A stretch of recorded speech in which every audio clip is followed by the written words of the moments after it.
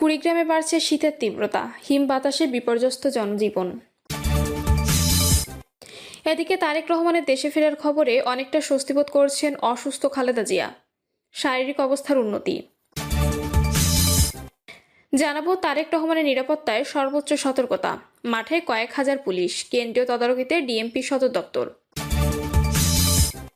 এবং সর্বশেষ জানাবো, ডাকাতকে চিনে ফেলায় কুপিয়ে যুবকের কবজি কর্তন। দর্শক, শুনছিলেন সংবাদ শিরোনাম, এবার জানিয়ে দিব বিস্তারিত সংবাদ। তবে তার আগে অনুরোধ থাকবে, ভিডিওটিতে একটি লাইক দিন এবং ভিডিও সম্পর্কে আপনাদের গুরুত্বপূর্ণ মতামত কমেন্ট করে জানিয়ে দিন। কুড়িগ্রামে বাড়ছে শীতের তীব্রতা, হিম বাতাসে বিপর্যস্ত জনজীবন। ঘন কুয়াশা ও তীব্র শীতে বিপর্যস্ত কুড়িগ্রাম। কুয়াশার কারণে জেলার সড়কগুলোতে দিনের বেলাতেও হেডলাইট জ্বালিয়ে যানবাহন চলাচল করছে। হাড় কাঁপানো ঠান্ডায় সাধারণ মানুষের জীবনযাত্রা মারাত্মকভাবে ব্যাহত হচ্ছে। এদিকে গত কয়েকদিনের হাড় কাঁপানো ঠান্ডায় চরম বিপাকে পড়েছেন শিশু, নারী ও বৃদ্ধরা। পর্যাপ্ত শীত বস্ত্রের অভাবে তাদের ভোগান্তি চরমে পৌঁছেছে। একই সঙ্গে পাল্লা দিয়ে বাড়ছে সর্দি, কাশি, শ্বাসকষ্ট সহ শীতজনিত নানা রোগ। বিশেষ করে দুস্থ ও নিম্ন আয়ের মানুষের প্রয়োজনীয় গরম কাপড়ের অভাবে এসব রোগে বেশি আক্রান্ত হচ্ছেন তারা। সরেজমিনে দেখা গেছে, জেলায় প্রায় 450 চরাঞ্চলে শীতের প্রকোপ দিন দিন বৃদ্ধি পাচ্ছে। বৃষ্টির মতো ঝরে পড়া কুয়াশায় কাজের সন্ধানে ছুটে চলা মানুষ পড়ছেন ভোগান্তির মুখে। তীব্র ঠান্ডায় সবজি ক্ষেত ও বীজতলা নষ্ট হওয়ার সম্ভাবনা নিয়ে তাদের দুশ্চিন্তা দিন দিন বেড়েই চলেছে। কুড়িগ্রাম পৌর শহরের ভেলাকোপা এলাকায় রহিম বলেন, কাজ করতে যাচ্ছি, সারা রাত থাকে কনকনে ঠান্ডা, দিনের বেলায় একই অবস্থা। এমন অবস্থায় আমার মতো খেটে খাওয়া মানুষের কষ্টের শেষ নাই। কাজ না করে ঘরে বসে থাকলে পেটে ভাত জুটবে না, সংসার তো চালাতে লাগবে, তাই বের হয়েছি। তারেক রহমানের দেশে ফেরার খবরে অনেকটা স্বস্তি বোধ করছে অসুস্থ খালেদা জিয়া। শারীরিক অবস্থার উন্নতি। ছেলে তারেক রহমানের দেশে ফেরার খবরে অনেকটা স্বস্তিবোধ করছেন অসুস্থ খালেদা জিয়া। তারেক রহমানের দেশে ফেরার খবরটি বিএনপি চেয়ারপারসনে জানান তার পুত্রবধূ ডক্টর জুবাইদা রহমান ও ব্যক্তিগত চিকিৎসক জাহিদ হোসেন। দীর্ঘদিন পর একমাত্র সন্তানের দেশে ফেরার খবরটি খালেদা জিয়ার ক্রিটিক্যাল কেয়ার ইউনিট শুয়েই পেয়েছেন। বর্তমানে তিনি সেখানেই চিকিৎসাধীন। গতকাল সন্ধ্যায় খালেদা জিয়ার চিকিৎসায় গঠিত মেডিকেল বোর্ডের সদস্য ডক্টর জিয়াউল হক বলেন, বিএনপি চেয়ারপারসনের শারীরিক অবস্থা আগের চেয়ে বেশ উন্নতি হয়েছে, তবে তিনি এখনও সিসিইউতে আছেন। আরও সুস্থ হলে কেবিনে আনার সিদ্ধান্ত হবে। তার শারীরিক অবস্থায় আপাতত কোনো অবনতি হয়নি, এটিই ভালো লক্ষণ। তাকে এখনও নিবিড় পর্যবেক্ষণে রেখে চিকিৎসা দেওয়া হচ্ছে। প্রতিদিন নতুন করে পরীক্ষা নিরীক্ষা করা হচ্ছে। বিএনপি চেয়ারপারসনের একান্ত সচিব এবিএম আব্দুস সাত্তার বলেন, আলহামদুলিল্লাহ, ম্যাডামের অবস্থা আগের চেয়ে ভালো, অনেকটা উন্নতি হয়েছে। ভারপ্রাপ্ত চেয়ারম্যানের দেশে ফেরার খবরে অনেকটা স্বস্তিবোধ করছেন তিনি। আশা করি সন্তানকে কাছে পেয়ে ম্যাডাম আরও সুস্থ হয়ে উঠবেন।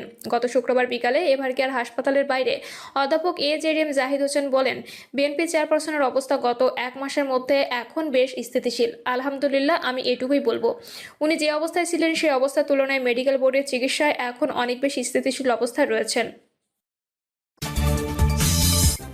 তারেক রহমানের নিরাপত্তায় সর্বোচ্চ সতর্কতা, মাঠে কয়েক হাজার পুলিশ, কেন্দ্রীয় তদারকিতে ডিএমপি সদর দপ্তর।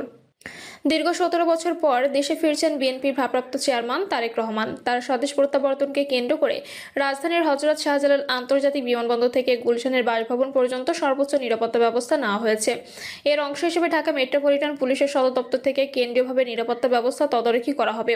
মাঠ পর্যায়ে মোতায়েন থাকবে আইনশৃঙ্খলা বাহিনীর কয়েক হাজার সদস্য। এছাড়া বিএনপি চেয়ারপারসন, সিকিউরিটি ফোর্স ও পুলিশ সমন্বিতভাবে তারেক রহমানের নিরাপত্তা নিশ্চিতে কাজ করবে। গোয়েন্দা সূত্রে জানা যায়, বাসা, অফিস এলাকা ও চলাচল পথ ঘিরে কঠোর নিরাপত্তা পরিকল্পনা নেওয়া হচ্ছে তারেক রহমানের জন্য। নিরাপত্তার বিন্দুমাত্র ঘাটতিও যেন না হয়, তার জন্য সর্বোচ্চ ব্যবস্থা গ্রহণ করছে প্রশাসন। বিশেষ করে তার প্রত্যাবর্তনকে ঘিরে যেসব রাস্তায় ঝুঁকি রয়েছে বা রাজধানী যেসব এলাকায় ঝুঁকি রয়েছে, সেখানে পর্যাপ্ত পুলিশ সদস্য মোতায়েন করা হয়েছে। প্রয়োজনে অতিরিক্ত পুলিশ সদস্য মোতায়েনেরও ব্যবস্থা করা হয়েছে। তাছাড়া তারেক রহমানের চলাচলের পথে নিরাপত্তাও কঠোরভাবে নিয়ন্ত্রণ করা হবে। নিরাপত্তা ব্যবস্থায় এই কার্যক্রম ডিএমপি সদর দপ্তর থেকেই তদারকি করা হবে। গোয়েন্দা সূত্রে আরও জানা যায়, তারেক রহমানের দেশে ফেরাকে কেন্দ্র করে ইতোমধ্যে স্বরাষ্ট্র মন্ত্রণালয়ের উচ্চ পর্যায়ের একাধিক বৈঠক হয়েছে। এসব বৈঠকের একটিতে নেতৃত্ব দেন স্বরাষ্ট্র উপদেষ্টা নিজেই। এতে পুলিশের মহাপরিদর্শক থেকে শুরু করে গোয়েন্দা সংস্থার প্রধানরাও উপস্থিত ছিলেন। উচ্চ পর্যায়ের বৈঠকে তারেক রহমানের দেশে ফেরাকে কেন্দ্র করে নিরাপত্তা ঝুঁকিগুলো বিবেচনা করা হয়। সে অনুযায়ী পরবর্তী কঠোর নিরাপত্তা পরিকল্পনা গ্রহণ করে স্বরাষ্ট্র মন্ত্রণালয়। তার ধারাবাহিকতায় নিরাপত্তা ব্যবস্থা প্রস্তুত করা হচ্ছে। মাঠ পর্যায়ে কর্মকর্তাদের কাছেও এ সংক্রান্ত নির্দেশ এসেছে। জানা গেছে, বিশেষ ব্যক্তি হিসেবে তারেক রহমান নিরাপত্তায় ডিএমপি প্রয়োজনীয় সব ব্যবস্থা নিচ্ছে। তবে সার্বিক নিরাপত্তার মূল দায়িত্ব থাকছে বিএনপি চেয়ারপারসন সিকিউরিটি ফোর্স। তারা পুলিশ ও বিএনপির বিভিন্ন স্তরের নেতাকর্মীদের সঙ্গে নিরাপত্তা ব্যবস্থা নিয়ে কাজ করছেন। আইন শৃঙ্খলা বাহিনীর সূত্রে তথ্য অনুযায়ী তারেক রহমানের স্বদেশ প্রত্যাবর্তন ঘিরে মধ্যরাত থেকে পুলিশের পাহারা শুরু হওয়ার কথা। গোয়েন্দা পুলিশ, সাদা পোশাক ও পোশাকধারী পুলিশ সহ আইন শৃঙ্খলা বাহিনীর সদস্যরা বিভিন্ন স্তরে নিরাপত্তায় থাকবেন। 25শে ডিসেম্বর তারেক রহমান দেশে ফেরার দিনে ঢাকার হযরত শাহজালাল আন্তর্জাতিক বিমানবন্দর থেকে 300 ফিট হয়ে এভারকেয়ার হাসপাতাল ও গুলশান অ্যাভিনিউর বাসভবন পর্যন্ত পুলিশ ও বিভিন্ন সংস্থার প্রায় কয়েক হাজার সদস্য মোতায়েন করা হবে। গোয়েন্দা সূত্রে জানা যায়, বিমানবন্দর থেকে গুলশান পর্যন্ত প্রতিটি থানা এলাকায় পুলিশি নিরাপত্তা থাকবে, সঙ্গে থাকবে পুলিশের স্পেশাল স্কোয়াড। এছাড়া মোড়ে মোড়ে পুলিশি চেকপোস্ট রাখা হবে।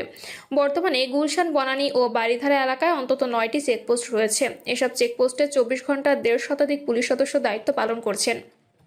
তারেক রহমান দেশে ফেরায় গুলশান এলাকায় অন্তত 3টি চেকপোস্ট বাড়তে পারে। তার বাসা ও আশপাশের এলাকায় প্রতিদিন 1.5 শতাধিক পুলিশ ও গোয়েন্দা সংস্থার সদস্য মোতায়েন থাকবেন। বাসভবন থেকে কোথাও যাতায়াতে পুলিশি নিরাপত্তা চাইলে সেক্ষেত্রে বাড়বে নিরাপত্তা ব্যবস্থা।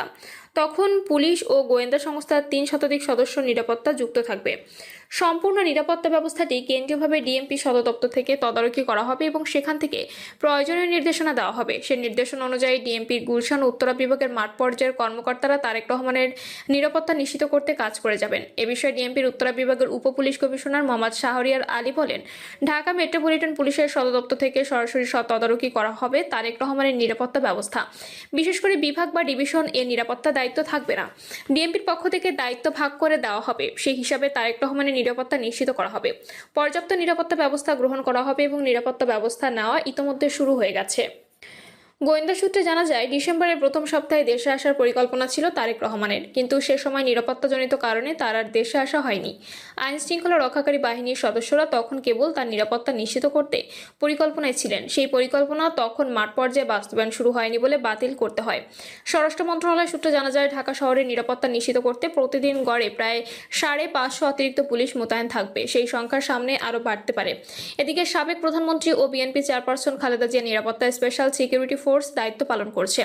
বর্তমানে গুরুতর অসুস্থ অবস্থায় খালেদা জিয়া রাজধানীর এভারকেয়ার হাসপাতালে চিকিৎসাধীন রয়েছেন। কোনো কারণে তারেক রহমানের বাসা প্রস্তুত না হলে তিনি মায়ের বাসা ফিরোজায় উঠবেন। সেক্ষেত্রে খালেদা জিয়া যদি সুস্থ হয়ে বাসায় ফেরেন, তাহলে বাসা অবস্থানকালে এএসএফ এর নিরাপত্তা পেতে পারেন তারেক রহমান।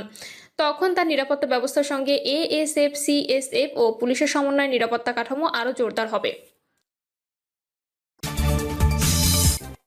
ডাকাতকে চিনে ফেলায় কুপিয়ে যুবকের কবজি কর্তন।